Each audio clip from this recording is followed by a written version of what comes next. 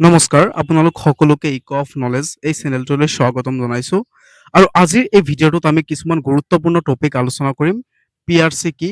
PRC কিয় লাগে বা ক'ত লাগে? সেই গোটেইখিনি বিষয়ে আমি আলোচনা কৰিম যে স্কলাৰশ্বিপৰ ক্ষেত্ৰত PRC কিমান জৰুৰী, শিক্ষা, নামভৰ্তি বা চৰকাৰী আঁচনি আদি সকলোৰ বাবে বা গভৰ্ণমেণ্ট জব আদিৰ বাবে PRC কিমান জৰুৰী সেই গোটেইখিনি বিষয়ে আজিৰ এই ভিডিঅ'টোত আলোচনা কৰিম। গতিকে আপোনালোকে ভিডিঅ'টো প্ৰথমৰ পৰা শেষলৈ চাব। এতিয়া আহক আমি জানি লওঁ যে PRC কি? PRCৰ সম্পূৰ্ণ নাম হৈছে পাৰ্মানেণ্ট ৰেচিডেণ্ট চাৰ্টিফিকেট। অসমীয়াত ইয়াত স্থায়ী বাসিন্দাৰ প্ৰমাণপত্ৰ বুলি কোৱা হয়। ই প্ৰমাণ কৰে যে আপুনি অসমৰ স্থায়ী বাসিন্দা। PRC আৰু ডমিচাইল চাৰ্টিফিকেট একে নেকি? এইটো বহুতৰে মনৰ ভুল ধাৰণা। বহুতে ভাবে PRC আৰু ডমিচাইল চাৰ্টিফিকেট একে, কিন্তু নহয়। সকলো ক্ষেত্ৰত একে নহয়। কোনো বিভাগে কোনো নথি গ্ৰহণ কৰিব, সেয়া তেওঁলোকৰ নিয়মৰ ওপৰত নিৰ্ভৰ কৰে। সেয়া আবেদন কৰাৰ আগতে অফিচিয়েল নটিফিকেশ্যন পঢ়িব। অৰ্থাৎ বহুতো ধৰি লওক আপুনি এতিয়া স্কলাৰশ্বিপ এপ্লাই কৰি আছে, তাত আপোনালোকৰ যদি লিখা থাকে PRC, তেনেহ'লে PRC অনলি হ'ব। আৰু যদি লিখা থাকে PRC এণ্ড ডমিচাইল, যিকোনো দুয়োটাৰ পৰা এটা দিলেই হ'ল, তেনেহ'লে আপোনালোকে দুয়োটাৰ পৰা এটা দিব পাৰে। সেইকাৰণে আপোনালোকে এই ভুল কামটো নকৰিব যে নটিফিকেশ্যনখন নপঢ়ি, ভালকে নপঢ়ি আপোনালোকে কেতিয়াও কোনো এটা কামত নাযাব। যদি আপোনালোকে নটিফিকেশ্যনটো ভালকৈ পঢ়ি চায়, তেনেহ'লে তাত লিখা থাকিব, যিটো লিখা থাকিব সেই লিখা মতে আপোনালোকে, যদি ডমিচাইল লিখা থাকে তেনেহ'লে ডমিচাইল দিব, যদি PRC লিখা থাকে তেনেহ'লে PRC দিব।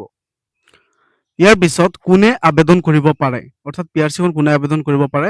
সাধাৰণতে অসমৰ যোগ্য স্থায়ী বাসিন্দাসকলে PRCৰ বাবে আবেদন কৰিব পাৰে। যোগ্যতাৰ নিয়ম সময়ে সময়ে সলনি হ'ব পাৰে। অৰ্থাৎ আপোনালোকে যদি PRC এপ্লাই কৰে বা এপ্লাই কৰিব বুলি ভাবি আছে, তেনেহ'লে আপোনালোকৰ বহুতো প্ৰমাণপত্ৰৰ প্ৰয়োজন হ'ব।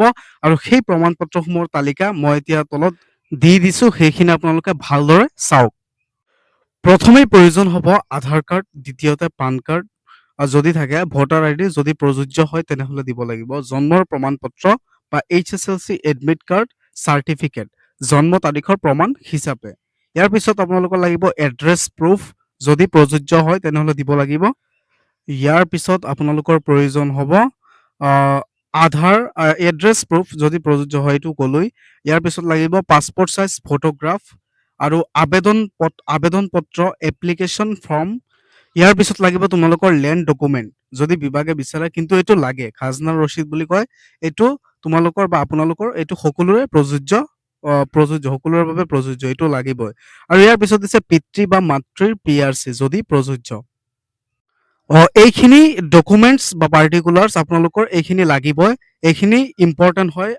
যদি আপুনি PRC এপ্লাই কৰিম বুলি ভাবি আছে, তেনেহ'লে এই গোটেইখিনি লাগিব। আৰু ইয়াৰ পৰা 1-2টামান বাদ পৰিব পাৰে, কিন্তু ইয়াৰ পৰা বেছিকেইটাই জৰুৰী। সাধাৰণতে আমি PRC নিজে এপ্লাই কৰিব পাৰি, কিন্তু নিজে এপ্লাই কৰি যদি আপোনালোকৰ কিবা অসুবিধা পাইছে, তেনেহ'লে আপোনালোকৰ নিজৰ ঘৰৰ ওচৰত থকা কম্পিউটাৰ দোকানখনলৈ যাওক আৰু অফিচিয়েল পৰ্টেলত আবেদন কৰক। তথ্য সঠিকভাৱে পূৰণ কৰক, নথিপত্ৰ আপলোড বা জমা দিয়ক, আবেদন ছাবমিট কৰক। অনুমোদন হ'লে PRC জাৰি কৰা হ'ব বা হয়। এতিয়া বহুতৰ মনত এটা প্ৰশ্ন চাগে ঘূৰপাক খাই আছে যে PRC এপ্লাই কৰাৰ পিছত কিমান দিন পিছত PRCখন নিজৰ হাতত পোৱা যায়? বহুতে কয় এসপ্তাহৰ ভিতৰত বা 10 দিনৰ ভিতৰত PRCখন নিজৰ হাতত পোৱা যায়। এইটো এটা ডাঙৰ মিছা কথা হয়। PRCখন কেতিয়াও এসপ্তাহ বা 10 দিনৰ ভিতৰত পোৱা নাযায়। এইটো কমচে কম 1 পৰা 1.5 মাহৰ মাজত আপোনালোকে PRCখন পাব। কিয়নো এইটো PRCখন এপ্লাই কৰাৰ লগে লগে এইটো এটা ডাঙৰ প্ৰচেছিঙত পৰি যায়। সেই ডাঙৰ প্ৰচেছিংখন পাৰ হৈ আহোঁতে প্ৰায় 1 পৰা 1.5 মাহমান সময় লয়। আৰু সেই সময় লোৱাৰ পিছতহে PRCখন আপোনালোকৰ হাতত আহিব। গতিকে এইখিনি আছিল আজিৰ ভিডিঅ'ৰ বিষয়বস্তু। আপোনালোকৰ ভিডিঅ'টো কেনেকুৱা লাগিলে, ভাল লাগিলে আপোনালোকৰ বন্ধুবৰ্গলৈ শ্বেয়াৰ কৰি দিব।